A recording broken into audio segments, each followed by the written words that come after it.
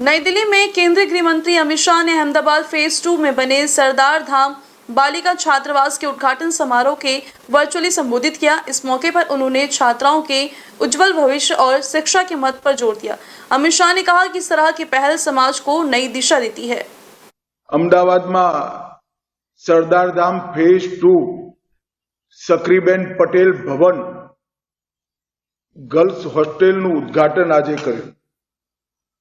જ્યારે મનસુખભાઈ માંડવિયા અને પ્રકાશભાઈ આમંત્રણ આપવા માટે આવ્યા હતા ત્યારે જ મેં કહ્યું હતું કે મારા મત વિસ્તારમાં આવડું મોટું કામ હજારો દીકરીઓને ભણાવવા માટે એમની કેરિયરની ઉજ્જવળ રચના માટે થતું હોય ત્યારે મારે નિશ્ચિત રૂપે રૂબરૂ હાજર રહેવું જોઈએ।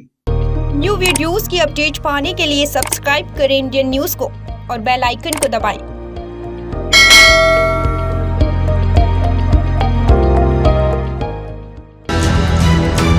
ये है इंदू ब्रॉडकास्टिंग प्राइवेट लिमिटेड और आप देख रहे हैं इंडियन न्यूज, हर पल हर क्षण हर सच।